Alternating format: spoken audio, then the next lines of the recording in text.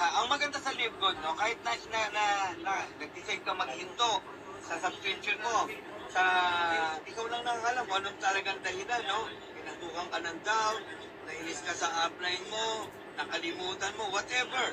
Okay? Ang maganda kay LiveGold, hindi mo na kailangan magbayad uli ng $40. Only $9.95. Akala ng iba, pag 6 na buwan na huminto ng subscription, magbabayad ka ng 6 na buwan. No! Only 1 month, $9.95. Active ka na ulit. Ngayon, eto maganda. Hindi mo alam kung saan ka mapupunta, madudugtong. Merong pangyayari. Huminto, nawala. Okay? Pero wala naman siya dating na yan, wala pang ganong tao. Napunta kung kanino. Nung napunta sa iba, ang tumami agad tao niya, kasi nagkaroon ng leader doon. Etong good news. Yung dati niyang upline, kahit sa iba pa napunta na linya yon, may matching bonus pa siya. Ganon. So, kayong mga tumigil, kalimutan niyo na.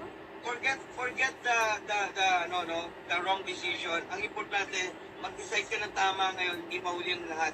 Gawin mo ulit. Wala ka naman dapat panginayangan, lalo ka na wala pang ganong tao. Wala kang dapat panginayangan. Bayad ka lang ulit ng $9.95, no need to pay $49.95. Mag-join ka ulit. Tapos, huwag mo na pabayaan. Yes, another question. Ano yung big reason? Bakit kailangang madali yung patawin nila sa LiveGold ngayon? Nako, hindi ba kayo nagtataka?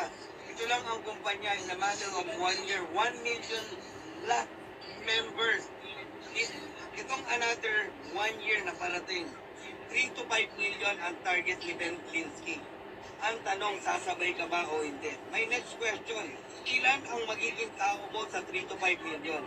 So kung di mo bibilisan, mapapagawanan ka talaga. Kasi kami, gigil na. Kaya kami nagkaroon ng training kahapon for preparation para ngayong 2010-24. I believe in my heart, lahat ng mating kahapon, hahataw yan. Yes. Magdadayo mo yan in 4 to 6 months. Masakit maiwan. Eh, Dr. Pwede mabilis lang. A quick question, pagpipilian mo lang yung dalawa. Isa lang yung pipiliin mo po. Okay lang po? First, question, product or compensation plan? Product. Upline na mabait or upline na magaling? Upline na mabait. Gabi o umaga? Umaga. Okay, malayo or malapit? Malayo. Offline or online? Online. Kotse muna or bahay muna? Bahay muna. Super reds or super green? Super red.